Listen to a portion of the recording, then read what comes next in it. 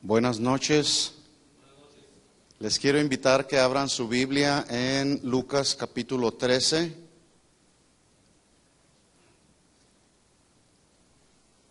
Lucas capítulo 13.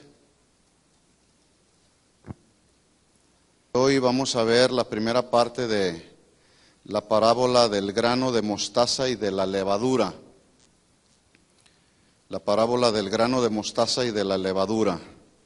En Lucas capítulo 13, versículo 18, ¿lo tiene?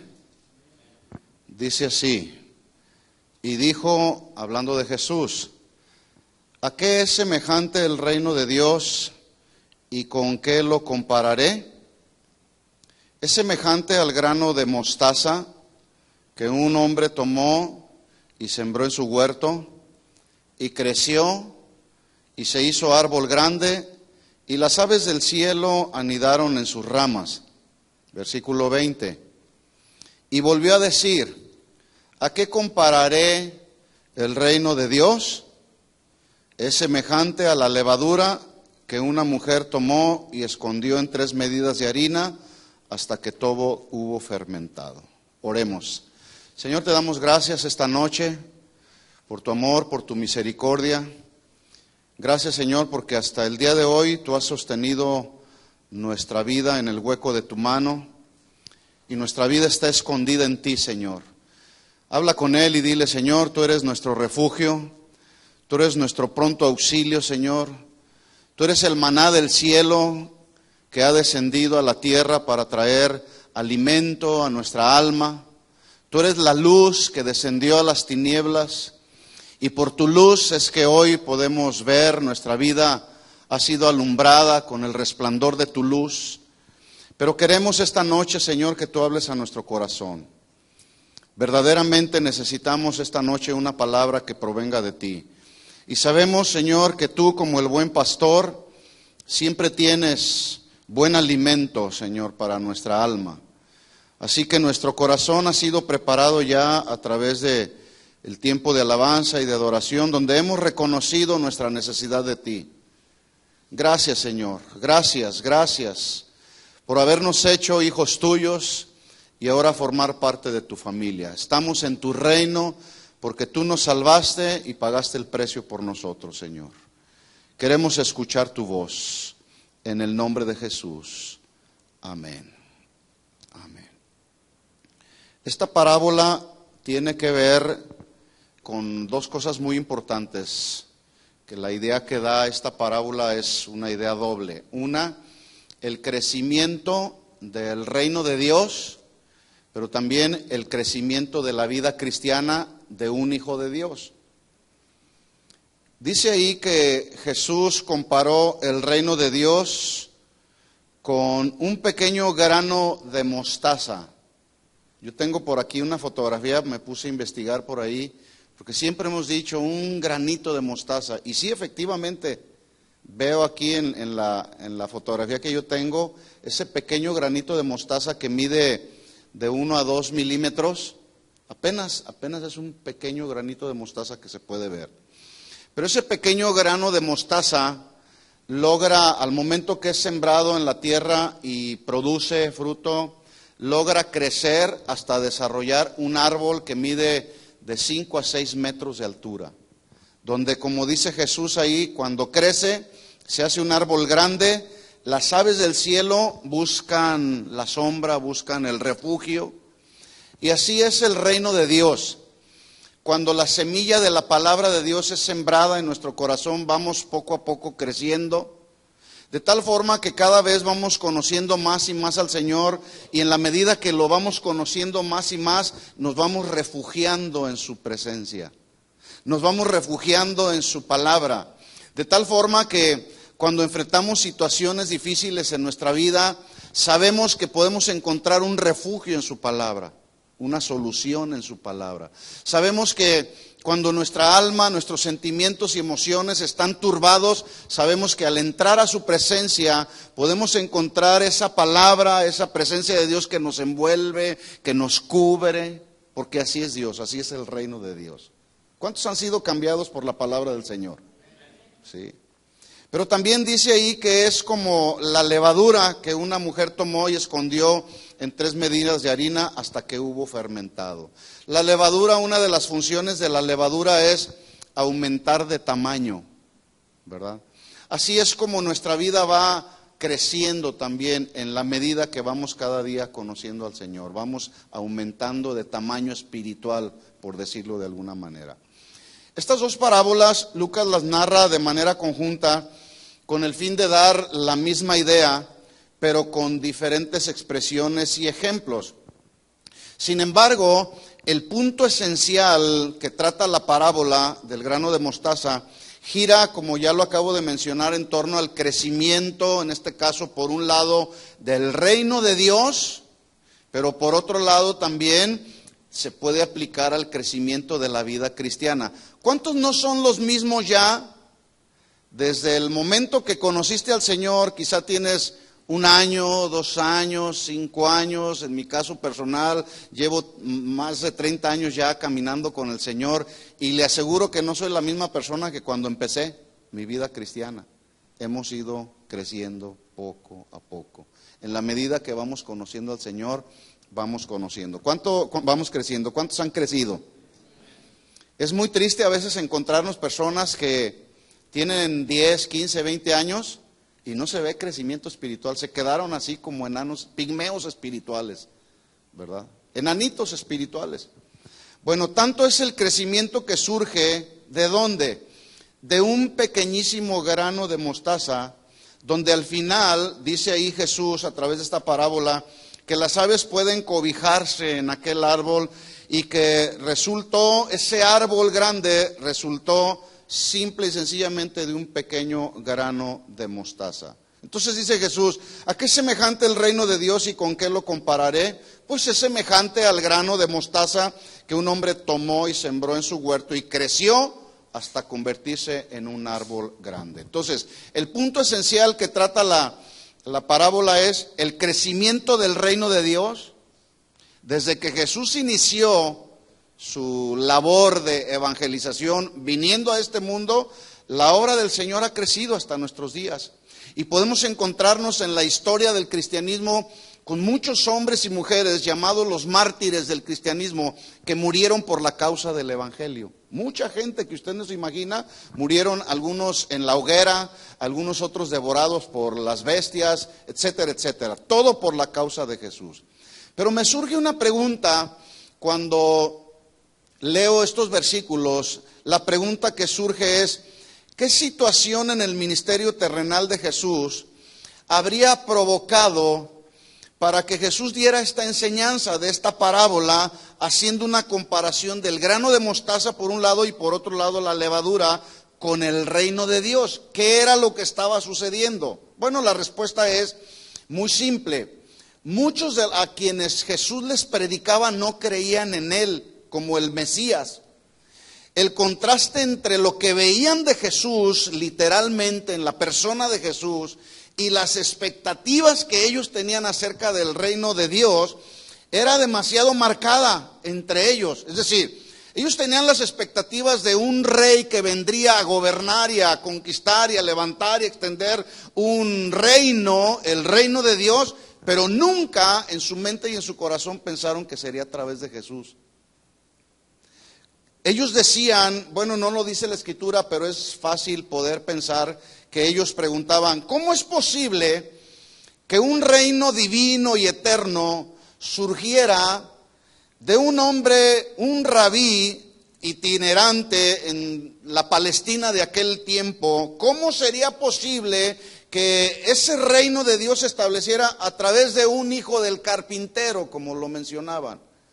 ¿Sería posible, otra pregunta que podemos pensar en ella, que se hacían los que dudaban de Jesús, sería posible que un grupo de hombres comunes y corrientes de seguidores de Jesús fueran los responsables de continuar la extensión del reino de Dios que Jesús había iniciado predicando el evangelio del reino. O sea, veían a los discípulos por un lado, la gente con la que se rodeó Jesús, para que a través de ese grupo de personas se extendiera el reino de Dios, y ellos decían, ¿y estos quiénes son? Incluso hablaban de los discípulos y los llamaban como personas del vulgo, sin letras y del vulgo. Los menospreciaban.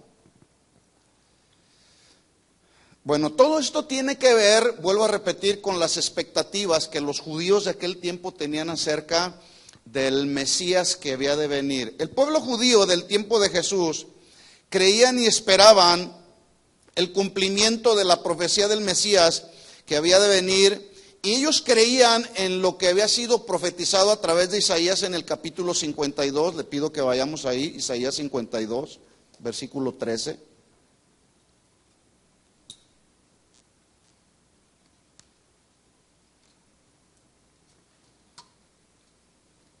Ellos creían, los judíos de aquel tiempo creían en las profecías que hablaban acerca del Mesías. No nomás, menciono solamente la de Isaías, pero hay muchas otras profecías. Es más, desde el pueblo de Israel en el desierto, cuando claman a Dios por el maná, Dios les da alimento del cielo, que ya estaba, ese maná, ese alimento del cielo ya estaba tipificando a Jesús como el pan que descendería del cielo. O sea, todo el Antiguo Testamento y los profetas ya hablaban acerca de ese Mesías.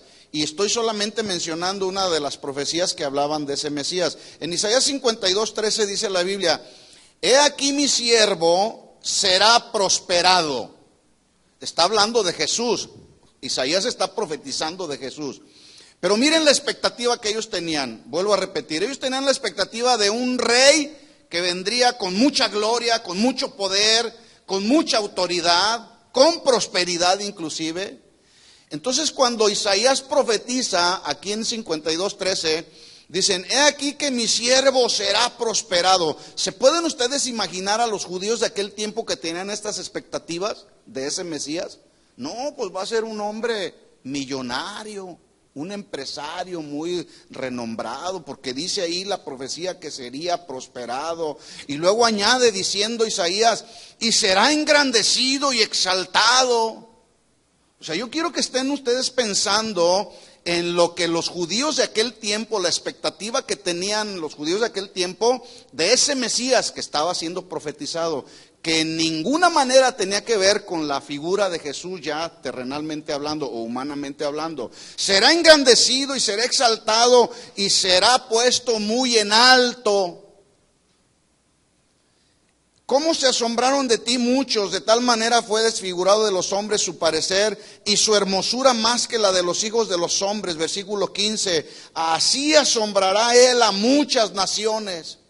Quizá ellos pensaban, con su sabiduría, con su entendimiento, va a ser el asombro de las naciones. Los reyes correrán ante él la boca, porque verán lo que nunca les fue contado y entenderán lo que jamás habían oído. Es decir, que su creencia estaba basada en que ese Mesías que había de venir, escuchen esto, iba a traer cambios y a establecer su reino con una política muy elocuente. Esa era la expectativa que tenían esos judíos de aquel tiempo. Suponían que Jesús iba a venir a traer y establecer su reino e iba a crear un programa de ayuda social para que la sociedad de aquel tiempo no estuviera viviendo en la condición en la que estaba viviendo, de opresión por parte del Imperio Romano. También ellos suponían que al venir él con una política elocuente y crear programas de ayuda social, pues por supuesto la economía sería prosperada, la economía de Jerusalén sería prosperada. Ahora, esto que acabo de mencionar lo podemos discernir un poco por lo que se establece en Juan capítulo 6, versículo 14. Miren lo que dice ahí, Juan 6, 14. Dele vuelta ya a su Biblia en el Nuevo Testamento y vamos a ver qué es lo que dice la Escritura ahí. Juan capítulo 6, versículo 14. Dice: aquellos hombres, refiriéndose a los 5,000 hombres que habla el versículo 10. Aquellos hombres, entonces viendo la señal que Jesús había hecho. ¿Cuál señal Jesús había hecho? había multiplicado 5 panes y 2 peces. Entonces, viendo la señal que Jesús había hecho, multiplicando 5 panes y 2 peces y alimentando a 5,000 varones, dijeron: este verdaderamente es el profeta que había de venir al mundo. Versículo 15. Pero entendiendo Jesús que iban a venir para apoderarse de él y hacerlo ¿qué? Y hacerlo rey. Acuérdese, ellos tenían una expectativa de un rey poderoso, de un rey con milagros, de un rey que crearía cambios sociales. Y dijeron: este es, sin lugar a dudas este es. Pero tenían una expectativa muy diferente. Estaban ellos pensando muy terrenalmente. Entendiendo Jesús que iban a venir para apoderarse de él y hacerle rey, volvió a retirarse al monte él solo. Notemos que Jesús, en su conocimiento previo que tiene de todas las cosas, lo que se conoce en la Biblia como la presciencia de Dios, que es el conocimiento previo que Dios tiene de todas las cosas, pudo ver que la gente no esperaba a un Mesías que los hiciera libres de la condenación eterna del infierno. Estaban en otro canal.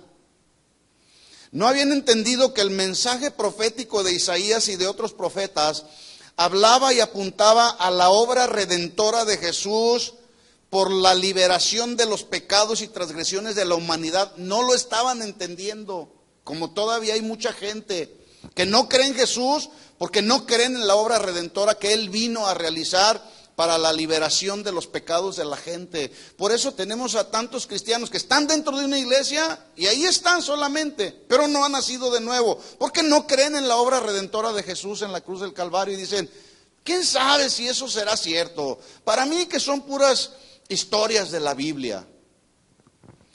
Tampoco ellos creyeron en el mensaje que está ahí en Isaías capítulo 53, versículo 10, que justamente habla de lo que Jesús iba a sufrir para la redención de la humanidad. Mire lo que dice Isaías 53, 10. Con todo eso, es decir, todo lo que Jesús iba a experimentar, todo eso Jehová quiso quebrantarlo. Había un plan que Dios había diseñado, y dentro de ese plan perfecto que Dios había diseñado para la redención de la humanidad, tenía que ver el quebrantamiento del Hijo de Dios. Ahora, si el Hijo de Dios fue quebrantado a través del sufrimiento que Él experimentó en su vida, ¿qué nos hace suponer a nosotros que no vamos a sufrir y ser quebrantados? Tiene que venir sufrimiento a nuestra vida para que podamos conocer más a Dios, para que podamos crecer en nuestra fe, para que podamos crecer en el conocimiento de ese Dios creador. Tiene que venir quebrantamiento a nuestra vida, ¿sí o no? Jehová quiso quebrantarlo, sujetándole a padecimiento, que se traduce también sufrimiento, cuando haya puesto su vida en expiación por el pecado. O sea, no había ningún, humanamente, no había nadie que podía pagar por los pecados de la humanidad. Estábamos condenados a la muerte eterna, estábamos condenados al infierno. Pero Jesús era el único Cordero de Dios, sin mancha, sin pecado, que estuvo dispuesto a tomar nuestro lugar para la expiación de nuestros pecados. ¿No le da gracias a Dios por eso? Entonces dice ahí, este era el plan de Dios, puesto su vida en expiación por el pecado, y luego dice: verá linaje. ¿Sabe que todos los nacidos de nuevo a través de la historia del cristianismo, los que verdaderamente hemos nacido de nuevo, somos el linaje del Señor? Verá linaje, vivirá por largos días, y la voluntad de Jehová será en su mano prosperada. Verá el fruto de la aflicción de su alma. Usted y yo somos el fruto del dolor, de la aflicción, del sufrimiento del alma de Jesús cuando murió en la cruz. Y quedará satisfecho. Por su conocimiento justificará mi siervo justo a muchos, y llevará las iniquidades de ellos. Por tanto, yo le daré parte con los grandes. Yo quiero que mantenga en perspectiva que estos versículos del Antiguo Testamento, estas profecías, los judíos de aquel tiempo las estaban leyendo, las estudiaban. Y decían: por tanto, yo le daré parte con los grandes. Por eso es que dijeron en Juan, dijeron: este es el profeta que estábamos esperando, el Mesías que estábamos esperando. Será grande entre nosotros y con los fuertes repartirá despojos, sigue diciendo versículo 12. Por cuanto derramó su vida hasta la muerte y fue contado con los pecadores, habiendo él llevado el pecado de muchos y orado por los transgresores. Es posible que en la perspectiva que ellos tenían del Mesías, que esperaban, según sus expectativas personales, es posible que ellos hayan pensado, haremos de este Jesús nuestro estandarte político. Él será nuestro candidato, trayéndolo así a términos muy actuales. Será nuestro candidato. Si éste multiplicó 5 panes y 2 peces de una forma milagrosa y extraordinaria, pues de la misma forma, este Jesús, este que se dice el Mesías, puede hacernos libres del yugo de la esclavitud del Imperio Romano. Con él seremos una nación libre y soberana y por supuesto vendrá economía, seremos prosperados. Sin lugar a dudas, este es el Mesías que estábamos esperando. Qué equivocados estaban. Porque dice la Biblia que el hombre no ve las cosas celestiales, el hombre ve solamente lo terrenal, pero Dios ve el corazón. Pregunta. Cuando alguien quiere establecer y hacer crecer un reino en lo natural, en el mundo, cuando alguien quiere establecer o extender un reino o nación en el mundo, ¿cómo lo hacen?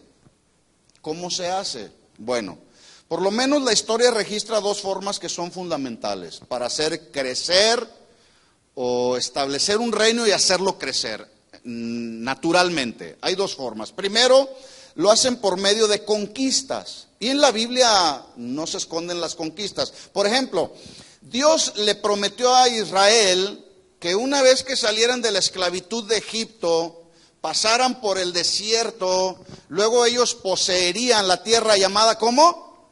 La tierra de Canaán. ¿Qué era lo que tenían que hacer el pueblo de Israel? Bueno, el destino final del pueblo de Israel no era el desierto. Esa generación que salió con Moisés, tristemente por su incredulidad, por su idolatría, por su rebelión constante, quedaron postrados ahí en el desierto. Pero no era el destino final del pueblo de Israel. Su destino final era Canaán, la tierra prometida. ¿Qué era lo que tenía que hacer el pueblo de Israel? Conquistarla. Echar fuera a todas las naciones enemigas de Israel. ¿Lo hicieron sí o no? Con la segunda generación que surgió a través de ya el liderazgo de Josué, echaron fuera y empezaron a conquistar, recibieron la tierra que Dios ya les había prometido. Entonces, ¿cómo se establece y se extiende un reino? A través de conquistas. La historia de los pueblos también en este mundo nos hablan de conquistas también. Regularmente una conquista, el común denominador que tiene es que para conquistar una tierra, una nación, se hace uso de las armas y hay derramamiento de sangre a través de las guerras. Por ejemplo, la conquista de los españoles a México. ¿Cuántos son mexicanos? Bueno, la historia de México nos registra que en los años 1519 y 21, los españoles llegaron a filo de espada para conquistar no solamente la República Mexicana, sino más adelante extendieron su reino a toda Latinoamérica, ¿verdad? ¿Cómo lo hicieron? A través de conquistas, usando las armas, reclutando soldados, derramando la sangre quizá hasta de mucha gente inocente. Bueno, escuchen esto, a diferencia de las conquistas terrenales, Jesús no reclutó ningún soldado para establecer y extender el reino de Dios. ¿O sí? ¿No? ¿Están aquí? Sí. Note usted, los reinos de este mundo, para establecerse en este mundo y extender su reino, van conquistando tierras. Ya lo vimos, lo hicieron los españoles. Jesús no reclutó ni siquiera un soldado para establecer y conquistar el reino. De hecho, la imagen de Jesús no era la de un gran conquistador, mucho menos era un hombre capaz de usar las armas y la violencia para establecer y extender su reino. Por el contrario, la Biblia dice que el carácter de Jesús era manso y humilde de corazón. Nada que ver con las expectativas que tenían los judíos de aquel tiempo de que el Mesías que había de venir conquistaría el imperio romano a través de las armas y el derramamiento de sangre. No, Jesús lo hizo de otra manera, porque siempre Jesús va en contra del razonamiento humano. De hecho, una ocasión reprendió a Pedro por haber hecho uso de una espada cuando trató de defenderlo. ¿Se acuerda ahí la historia cuando Judas traiciona al maestro dándole un beso? Llegan los soldados romanos y prenden a Jesús, y de repente el tremendo de Pedro saca una espada. Dice la Biblia en Mateo 26:51 que uno de los que estaban con Jesús extendió la mano, sacó la espada, hirió al siervo del sumo sacerdote y le cortó la oreja. Entonces Jesús le dijo: vuelve tu espada a su lugar, porque todos los hombres que tomen espada perecerán. Y luego le dice Jesús a Pedro: ¿acaso piensas que no puedo orar a mi Padre y Él me dará más de 12 legiones de ángeles? ¿Saben a cuánto equivale las 12 legiones de ángeles? A más de 70,000 ángeles. Entonces Jesús le dice: ¿acaso no crees que yo puedo hablar con mi Padre y me va a mandar ahorita en este instante 70,000 ángeles que puedan acabar con todos estos soldados? No, es que mira, no estás entendiendo que el propósito de Dios es que yo tenga que morir en una cruz para la salvación y redención de la humanidad. A veces ni los mismos discípulos estaban entendiendo el mensaje de Jesús, el propósito de Jesús en esta tierra. Pablo dijo a los romanos: porque el reino de Dios no consiste en comida, en bebida, sino en justicia, paz y gozo en el Espíritu. ¿Qué? El reino de Dios. A veces pensamos que la vida cristiana consiste en, vivir la vida cristiana consistirá en: ya no tomo, ya no fumo, ya no digo maldiciones, ya no hago esto, ya no hago aquello. ¿En eso consistirá? Y hacemos a un lado la justicia, y hacemos a un lado el amor, y hacemos a un lado la paciencia. Pablo lo dijo entonces a los romanos: el reino de Dios no consiste en si comes esto o no lo comes, sino consiste en la justicia, en la paz y gozo que fluye del Espíritu Santo que mora en nosotros, en nuestros corazones. Pedro no sabía que establecer el reino de Dios, escuchen esto, consistía en conquistar, pero el corazón de los incrédulos con el mensaje del evangelio de salvación. Así es como se conquistan los corazones. No se conquistan con armas, tampoco se conquista diciéndole a la gente, a los que tienen ahí sus ídolos: te vas a ir al infierno por idólatra. No, esa no es la manera de conquistar el corazón de un incrédulo, de uno que no conoce al Señor. ¿Sabe cuál es la manera de conquistar el corazón de una persona que no conoce al Señor? Predicándole el evangelio. Por eso Pablo lo hacía. Por eso él decía: no me avergüenzo del evangelio, porque es poder de Dios. ¿Para qué? ¿Para hacerte rico? Para salvación. ¿A quién? A todo aquel que cree. Al judío primeramente y también al griego. Entonces, Pedro todavía en su inmadurez, en su falta de crecimiento, no sabía que Jesús había venido, pero a conquistar el corazón de los incrédulos. Entonces, la segunda manera para establecer y extender un reino es comprando tierras. Primero, haciendo uso de las armas, conquistando lugares, naciones, como ya lo vimos. Por ejemplo, en los años 1846 y 48 hubo una guerra entre Estados Unidos y México, que se inició justamente debido a las pretensiones expansionistas de este país, de esta nación, que finalmente esta nación terminó comprando por $15 millones de aquel tiempo una buena parte de lo que ahora es el territorio sur de Estados Unidos, que comprende desde Texas, California, Nuevo México. Se lo compró a México siendo presidente de la República. ¿Quién era? Antonio López de Santana. Sí. Qué generoso nos resultó nuestro presidente de aquel tiempo, por $15 millones, ¿verdad? Pero mire qué cosas. Comparado cómo la gente hace establecer y extender el reino, Jesús vino a establecer y extender su reino, pero no tenía dinero. para comprar tierras, porque su reino no consistía en comprar tierras. Más bien su reino consistía en comprar con su vida la salvación y ofrecerla gratuitamente a todo aquel que en él creyera. Qué diferente. Él sí pagó el precio por tu vida y por mi vida. ¿Y sabes cuál fue el precio que pagó? No fueron 15 millones de dólares, fue su vida misma. Por eso, cuando con nuestras acciones, pensamientos y conductas menospreciamos ese sacrificio que Jesús hizo en la cruz del Calvario, escuchen esto, hermanos, estamos pisoteando la sangre de Cristo.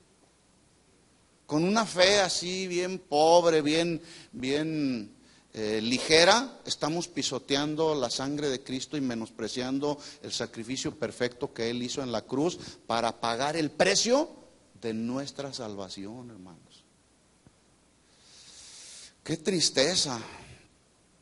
Una ocasión, hablando de cómo Jesús no tenía dinero para comprar tierras y así establecer y extender su reino, una ocasión vino un escriba y le dijo: Maestro, te seguiré a donde quiera que vayas. Y mire la respuesta de Jesús. Jesús le dice: bueno, está bien, nada más necesitas saber lo siguiente: las zorras no tienen guarida, o mejor dicho, las zorras tienen guaridas, tienen una casita. Las aves del cielo tienen nidos, pero el Hijo del Hombre no tiene ni siquiera dónde recostar su cabeza. ¿Con qué iba a comprar tierras para establecer su reino? Es que establecer y extender el reino de Dios, Jesús vino a hacerlo de otra manera, no vino a hacerlo con armas, tampoco vino a hacerlo con dinero, Él vino a hacerlo con la predicación del Evangelio, por un lado, y con su vida misma, por otro lado. Así que con estos ejemplos nos damos cuenta que Jesús vino a establecer y extender su reino de una manera totalmente diferente a la que los judíos de aquel tiempo esperaban.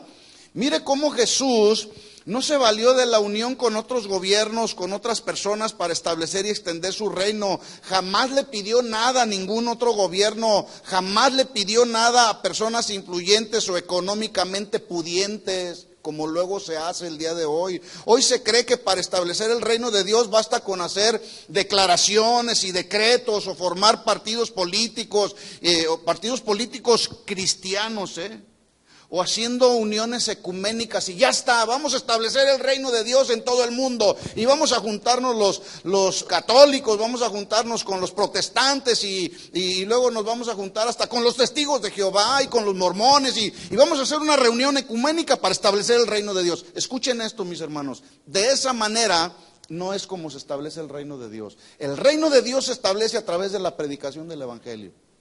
Así se establece el reino de Dios. Predicación del Evangelio que pueda conquistar el corazón de los incrédulos, como fue conquistado nuestro corazón cuando hubo alguien que nos habló del Evangelio. Así se establece el reino de Dios. Tampoco Jesús levantó un movimiento que le permitiera hacer manifestaciones públicas como el día de hoy se hacen.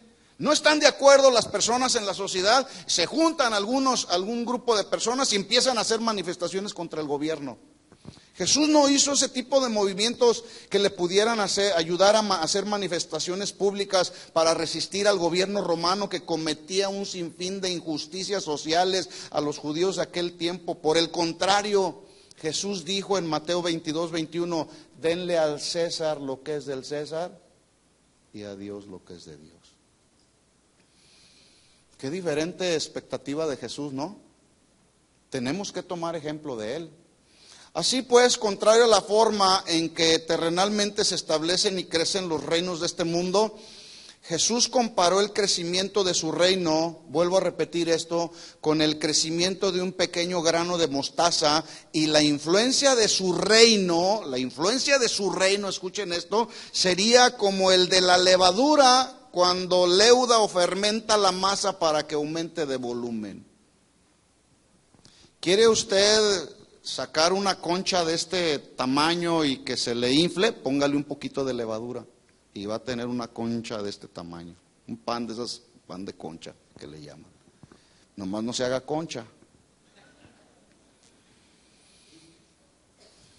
Pregunta: Si Jesús vino a establecer el reino de Dios en esta tierra, pero no se alineó al pensamiento, a la conducta, a las estrategias, a los métodos de esta tierra, por el contrario, desechó todos esos métodos que hoy el hombre utiliza para establecer reinos y extender sus grupos grandes. La pregunta es, ¿cómo es que entonces Jesús lograría establecer y extender el reino de Dios en la tierra? Esa es la pregunta. Vuelvo a hacer la pregunta, a ver si alguien me puede ayudar a contestarla. Si Jesús no se alineó para establecer su reino y extenderlo a los métodos que hoy usan los seres humanos, no se alineó a ellos, por el contrario los desechó, entonces ¿cuál sería la manera en que Jesús establecería y extendería su reino? ¿Cuál sería la manera?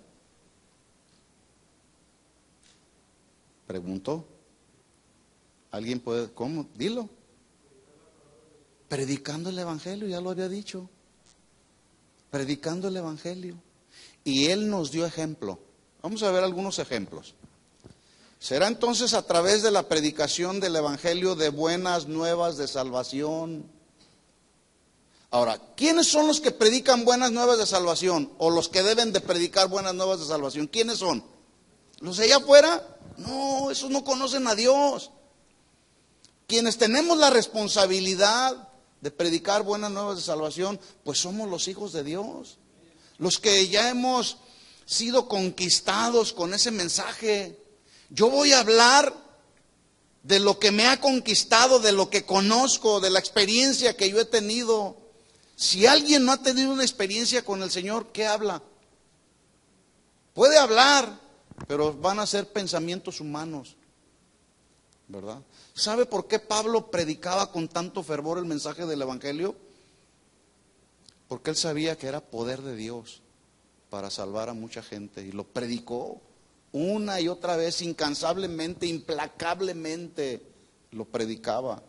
Entonces es a través de la predicación del evangelio de buenas nuevas de salvación, no es a través de mensajes que van a solamente a provocar emoción en la gente, y no es a través de mensajes que puedan entretener a la gente o hablarle bonito a la gente, porque el mensaje del evangelio de buenas nuevas de salvación tiene que ver con arrepiéntete de tus pecados. ¿Sí o no? Porque no puede venir salvación a una persona que no se quiere arrepentir de sus pecados. Y para que una persona se arrepienta de sus pecados, pues hay que decirle, eres un pecador, arrepiéntete, renuncia ya a esa conducta. Pero resulta que hoy, pues hay quienes dicen, no les hables del pecado a la gente. No los vas a frustrar, los vas a correr de la iglesia. No. Ni modo, exactamente. Ni modo. ¿Quieres recibir el reino quieres formar parte del reino de Dios y ser parte de la familia de Dios? Pues hay que arrepentirnos de nuestros pecados. No es de otra manera. ¿Cómo viene arrepentimiento de nuestros pecados? Pues a través de ser confrontados con el mensaje del evangelio de salvación, ¿verdad? No será de otra manera, será a través de la predicación del evangelio. Jesús nos dejó ejemplo. Por ejemplo, Jesús predicó en las sinagogas. En Lucas capítulo 4, versículo 16, acuérdese el mensaje. ¿Cómo viene crecimiento del reino de Dios? Jesús lo dijo, es como el granito de mostaza. Mire cómo empezó todo. Jesús predicando en las sinagogas. Lucas 4, 16. Dice, vino a Nazaret, donde se había criado, y en el día de reposo entró ¿dónde? En la sinagoga, conforme a su costumbre, y se levantó a entretener a la gente. No. Hoy muchos predicadores lo que están haciendo, están entreteniendo a la gente nada más. Se levantó a leer. Y se le dio el libro del profeta Isaías, y habiendo abierto el libro, halló el lugar donde estaba escrito, el Espíritu del Señor está sobre mí, por cuanto me ha ungido para dar buenas nuevas a los pobres, me ha enviado a sanar a los de quebrantado corazón, a pregonar libertad a los cautivos y vista a los ciegos, a poner en libertad a los oprimidos, a predicar el año agradable del Señor, versículo 20, y enrollando el libro, lo entregó al ministro, se sentó y los ojos de todos en la sinagoga estaban fijos en él. Pregunta, ¿por qué estaban fijos en él? Porque en aquel tiempo las escrituras del Antiguo Testamento tenían que ser explicadas. ¿Qué es lo que estoy haciendo en este momento? Estoy predicando la palabra de una manera que todos podamos entenderla a través de una explicación. Entonces la gente se queda así, leyó el mensaje de Isaías y la gente espera la explicación. Por eso cuando usted le predique a alguien, háblele de versículos, pero explíqueselos. Especialmente a la gente que no conoce del Señor, ¿verdad? Porque la gente, hay quienes dicen, es que necesitas nacer de nuevo y se van a poner como Nicodemo. ¿Qué es eso de cómo nacer de nuevo? ¿Cómo un hombre viejo puede entrar por segunda vez en el vientre de mamá y nacer otra vez? ¿Qué es eso de nacer de nuevo? Hay que explicarles, ¿verdad? Entonces los ojos de los que estaban ahí se pusieron fijos en él y comenzó a decirles, hoy se ha cumplido esta escritura delante de ustedes. Bueno, aquí aparece así, es muy posible, no lo dice la Biblia, que Jesús dio una explicación, pero escuchen, versículo 22, y todos daban buen testimonio de él, diciendo, sí es cierto. ¿Por qué pudieron dar testimonio de él? Porque veían que el Espíritu del Señor estaba sobre de Jesús.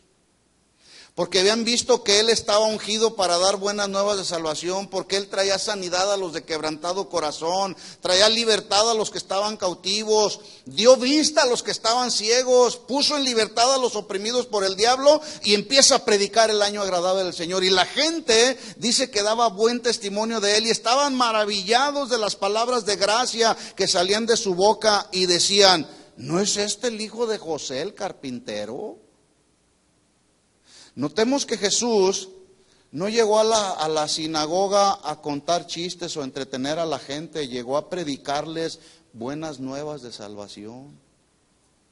¿Qué tenemos que hacer los hijos de Dios hoy en la actualidad? Predicar buenas nuevas de salvación. Es de esa manera como se va a establecer el reino de Dios y se va a extender el reino de Dios, a través de la predicación de buenas nuevas de salvación. En segundo lugar, vemos también el ejemplo de Jesús predicando en los montes. De hecho, uno de los mensajes más poderosos que la Biblia registra es el muy conocido sermón del monte. Usted estudia todo el sermón del monte desde el capítulo 5 hasta el capítulo 7 y es una enseñanza impresionante que tiene que ver con la conducta de un cristiano, de un hijo de Dios, que empieza desde las bienaventuranzas.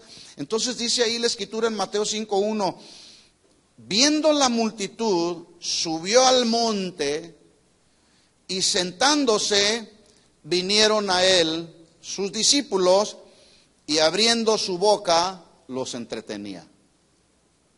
¿Qué dice ahí? Los enseñaba. Los enseñaba. Predicando en el monte. Jesús predicó también en las casas. En Mateo capítulo 8, versículo 14 en adelante dice, vino Jesús a la casa de Pedro y vio a la suegra de este postrado en cama con fiebre.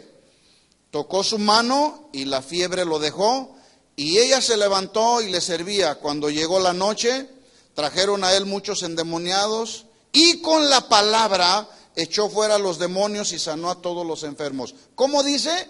Con la palabra. La palabra va por delante siempre, no los milagros. Hoy la gente quiere ver primero milagros y luego la palabra. Es más, a veces ni siquiera la palabra les importa. Primero es la predicación de la palabra y luego vienen los milagros. Y con la palabra echó fuera a los demonios y sanó a todos los enfermos para que se cumpliese lo dicho por el profeta Isaías cuando dijo, él mismo tomó nuestras enfermedades y llevó nuestras dolencias. Jesús predicó también, dice la Biblia, a la orilla del mar. Estamos viendo cómo Jesús nos deja ejemplo, que él iba a establecer y extender su reino a través de la predicación del evangelio. Y si él lo hizo, pues tenemos que hacerlo nosotros. ¿Dónde? Donde el Señor nos mande. Él predicó a la orilla del mar. En Mateo 13:1 dice, aquel día, Mateo 13:1, salió Jesús de la casa y se sentó junto al mar. Y no se sentó a solearse, a tomar el sol ahí. Y se le juntó mucha gente, y entrando él en la barca, se sentó, y toda la gente estaba en la playa, y les habló muchas cosas por parábolas. Acuérdese, las parábolas fueron habladas por Jesús para, a través de una parábola, Jesús establecer su reino o comparar su reino. Jesús predicó en el templo también, dice Mateo 21, 23. Si le da vuelta rápido allá a su Biblia, Mateo 21, 23, dice: cuando vino al templo, los principales sacerdotes y los ancianos del pueblo se acercaron a él, mientras él, ¿qué hacía? ¿Qué hacía él? Él enseñaba, y le dijeron: ¿con qué autoridad haces estas cosas y quién te dio esta autoridad? Y bueno, ya más adelante Jesús les responde con otras preguntas. Pero él predicaba en el templo, a donde quiera, en los montes, en las casas, en el templo, a todo lugar donde hubiera personas que lo escucharan. Por lo tanto, esa fue la forma en que Jesús no solamente establecería, sino además extendería su reino. ¿Cómo lo haría? Pues conquistando el corazón de los pecadores con el mensaje del evangelio, comprando con su vida la salvación del alma de los pecadores y librándolos de la condenación eterna, como fue el caso con nosotros. Además sabemos por la Escritura que Jesús escogió a 12 discípulos que le ayudarían en la labor y en la tarea de establecer y extender el reino de Dios. Vamos a Mateo capítulo 10 para ver esta escena.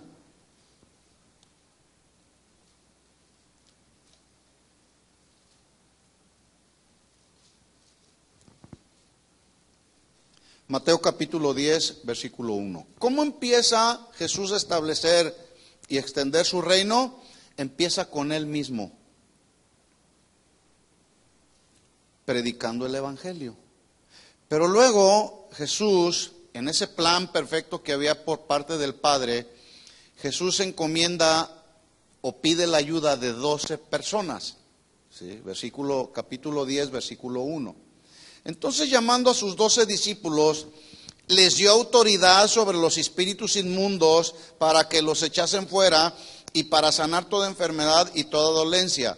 Los nombres de los 12 apóstoles son: primero Simón, llamado Pedro; Andrés su hermano, Jacobo hijo de Zebedeo y Juan su hermano; Felipe, Bartolomé, Tomás, aquel incrédulo; Mateo el cobrador de impuestos, el publicano; Jacobo hijo de Alfeo; Lebeo por sobrenombre Tadeo; Simón el cananista y Judas Iscariote, el que también lo había de entregar. A estos 12, versículo 5, los envió Jesús y les dio instrucciones diciendo, miren lo que Jesús les dice: por camino de gentiles no vayáis, y en ciudad de samaritanos no entréis. ¿Por qué les dijo Jesús que por camino de gentiles no fueran y con los samaritanos no entraran? ¿Porque menospreció a los gentiles y a los samaritanos? No, porque la encomienda principal era contra el pueblo judío, primeramente. Por eso dice la Biblia más, en Mateo también dice, en Juan, a los suyos vino y los suyos no le... ¿Quién eran los suyos? Los judíos, el pueblo judío. Pero los suyos no le recibieron, ¿verdad? Dice, sino id antes a las ovejas perdidas de la casa de Israel. Y yendo, predicad diciendo, es necesario que sea levantada tu autoestima para que seas feliz y seas de éxito en la vida. Así les dijo. Id y predicad diciendo, el reino de los cielos se ha acercado. Por lo tanto, arrepiéntete de tus pecados y sigue a Jesús. Yo lo estoy añadiendo ahí. Bueno, déjeme decirle, la tarea desde aquel tiempo que Jesús inició y luego encomendó a sus 12 discípulos, la tarea no ha cambiado. Sigue siendo exactamente la misma. Ahora, el hecho de que hoy haya quienes hayan cambiado el mensaje no significa que están en lo correcto, porque luego la gente supone, es que pues la congregación del pastor aquel tiene 50,000 personas, entonces está haciendo la obra del ministerio. Sí, la pregunta es, ¿cómo lo está haciendo? ¿Cómo está haciendo la obra del ministerio? Porque usan métodos y estrategias algunos de mercadotecnia, algunos otros usan estrategias publicitarias para atraer a la gente, atraer a las multitudes. Algunos otros les dan de comer y la gente va y come, pero no comen del pan que sacia y del cual no se vuelve a tener hambre, que es el pan del Evangelio. Por eso nunca nacen de nuevo. Sí pueden estar las congregaciones repletas de gente, miles de personas ahí. ¿Cuántos nacidos de nuevo puede haber ahí? Yo no sé.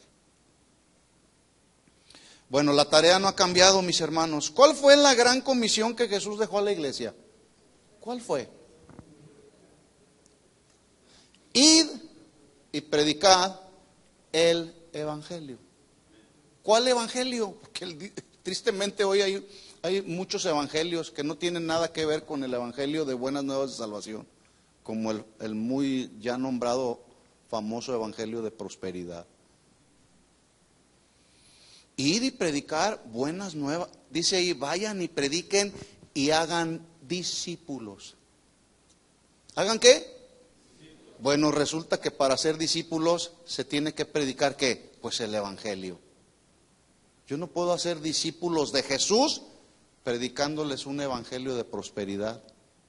Van a ser discípulos del profeta próspero ese, menos de Jesús. Entonces, dice Mateo 10:8, vayan y sanen enfermos, limpien a los leprosos, resuciten a los muertos, echen fuera demonios, porque de gracia recibieron, den de gracia. ¿Cuánto pagaste tú por recibir el evangelio que te salvó? Lo recibimos de gracia. ¿Qué tenemos que hacer? Darlo de gracia. En otras palabras, lo que Jesús les estaba tratando de decir aquí a los discípulos, no les permito que hagan mercadería con la predicación del evangelio. No les permito que hagan negocio con los milagros, porque si ustedes lo hacen, entonces estarán prostituyendo el evangelio.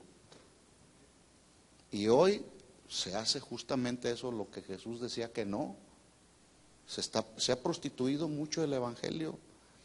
Entonces notemos que Jesús establece y extiende su reino iniciando él solo, como un pequeño granito de mostaza, pero luego continúa con 12 que a lo mejor usted y yo no hubiéramos escogido, pero él sí. Pero además, ahora llama a 70 más de los discípulos que seguían a Jesús y les da la misma encomienda para establecer y extender su reino. ¿Cuál es la misma encomienda? La predicación del evangelio. Lucas capítulo 10, versículo 1.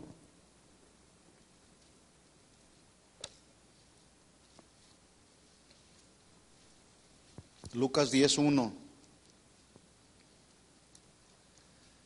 Después de estas cosas, designó el Señor también a otros 70. Mire cómo el reino va creciendo. Empezó con Jesús, siguió con 12, ahora con 70. A quienes envió de 2 en 2 delante de él a toda ciudad y lugar a donde él había de ir. Y les decía, la mies, la verdad, es mucha, mas los obreros, pocos.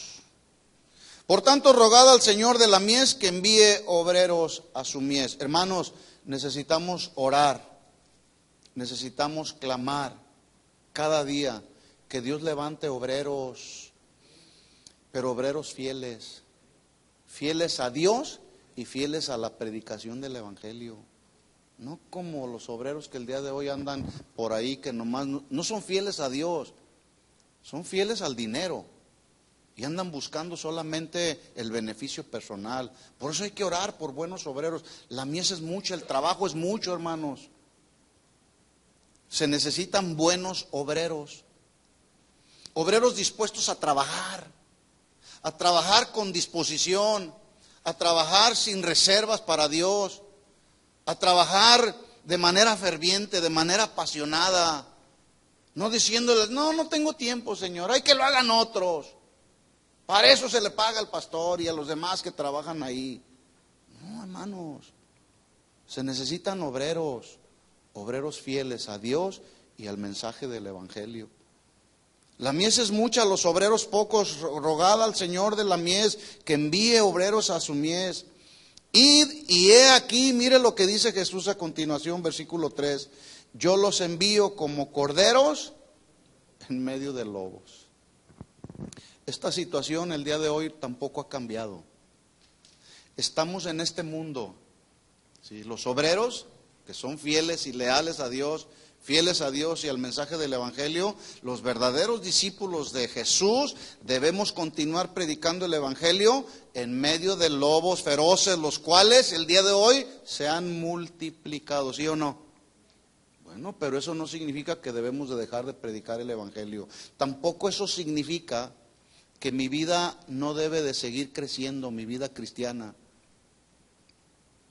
Porque luego de repente hay gente que pone su mirada en el hombre. Maldito el hombre que confía en el hombre. ¿En quién está puesta tu confianza, por cierto? ¿En quién? ¿En Dios o en el hombre? Necesitamos seguir predicando el Evangelio aunque estemos en medio de lobos feroces. Mi vida necesita seguir creciendo aún a pesar de la oposición que experimentemos. Déjeme decirle que aún a pesar de la oposición que ha experimentado la verdadera iglesia de Jesús a través de la historia del cristianismo, hasta el día de hoy, nada ha podido detener el avance de la iglesia de Cristo, la verdadera iglesia de Cristo, porque sigue de pie. ¿Cuántos forman parte de la iglesia de Jesús? Seguimos de pie y vamos a seguir adelante. Una ocasión Jesús preguntó a los discípulos: ¿y ustedes quiénes piensan que soy yo? ¿Quiénes oyen ustedes que dice la gente que soy yo?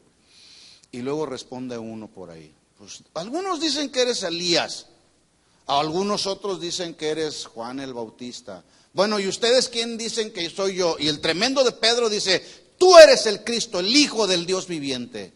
Y Jesús le responde: wow, qué tremendo, Pedro, eso no te lo reveló ni carne ni sangre. Pero a continuación le dice: bueno, también yo te digo, Pedro, ¿sí? Tú eres Pedro, roca pequeña.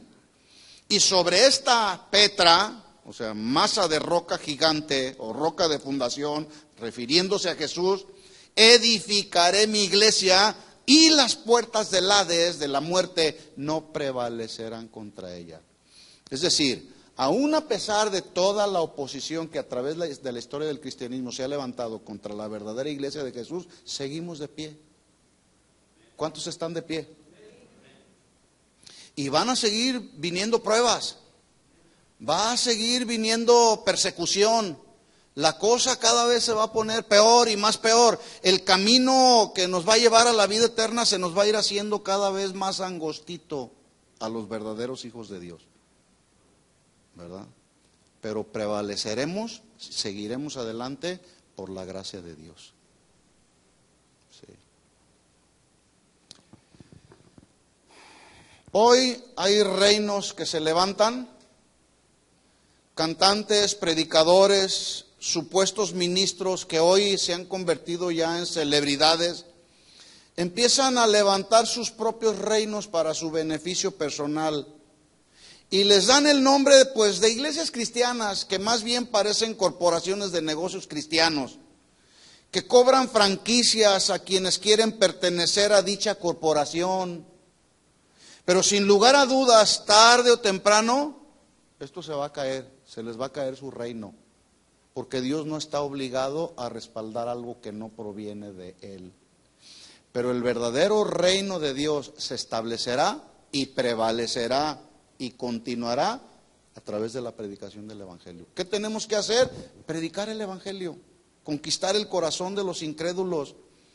Así como las naciones que pretenden extender sus reinos a través de conquistas y nuevas tierras, recluta y prepara soldados, Jesús sigue reclutando, sigue preparando y enviando a sus soldados, a sus discípulos. Pero escuchen esto, Jesús nos envía con la espada del Espíritu, que es la palabra de Dios, no con armas naturales.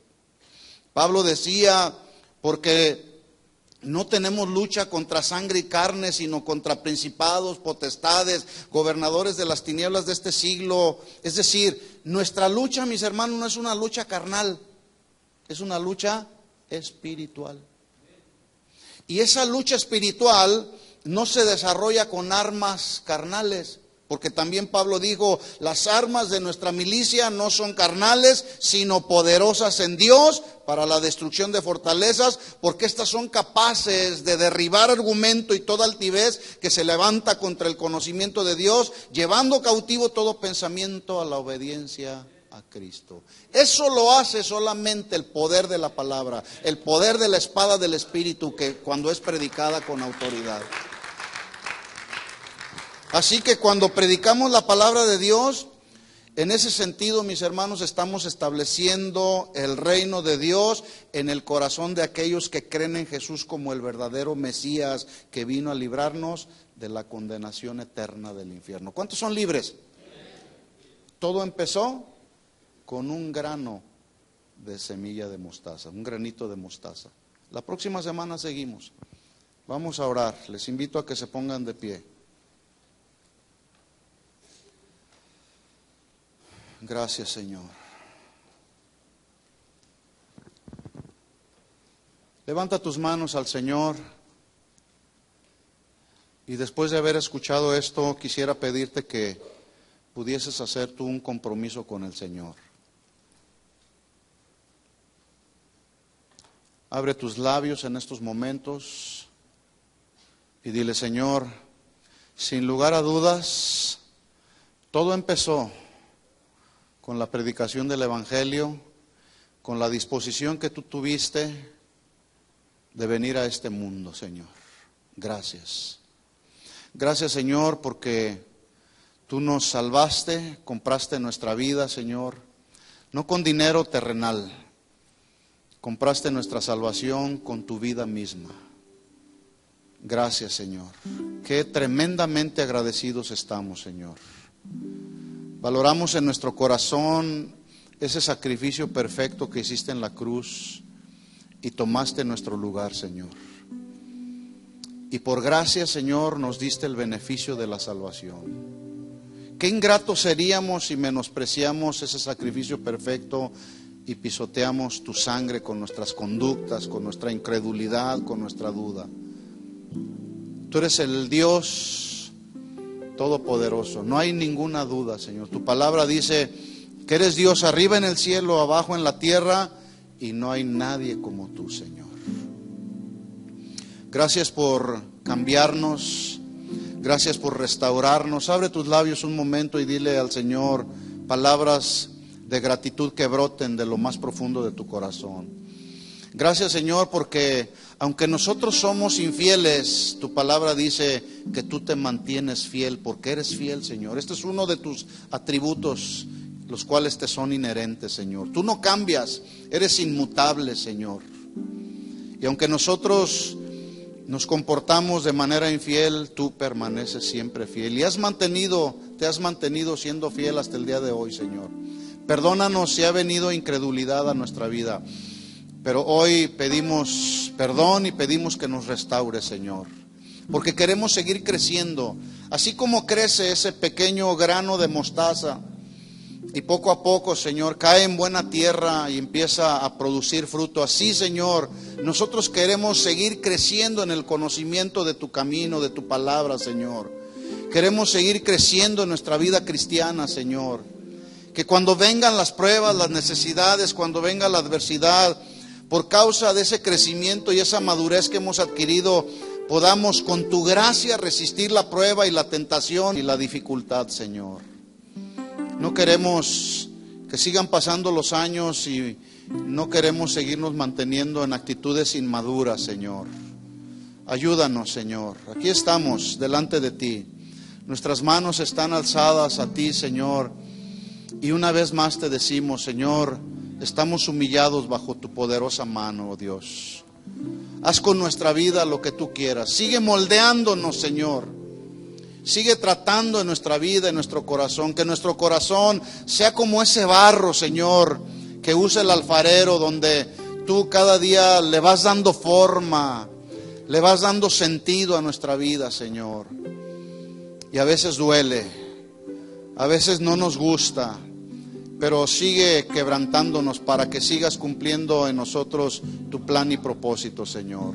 Te lo pedimos en el nombre de Jesús, Señor, porque queremos crecer, Señor, como ese grano de mostaza, crecer hasta poder ser un árbol grande que crezca, donde otros puedan venir y refugiarse y nosotros podamos tener una palabra de aliento, una palabra de esperanza, Señor.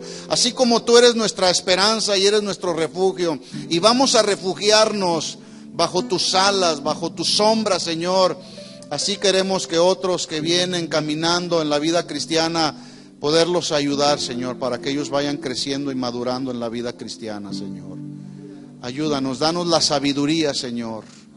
Danos la revelación de tu palabra. Danos el fervor, Señor. Danos la pasión y el celo por continuar predicando tu palabra, Señor. No queremos quedarnos en silencio, Señor, cuando vemos la necesidad, cuando vemos al incrédulo. Queremos, Señor, manifestarles que tu deseo es que todos procedan al arrepentimiento, que ninguno perezca, sino que todos procedan al arrepentimiento.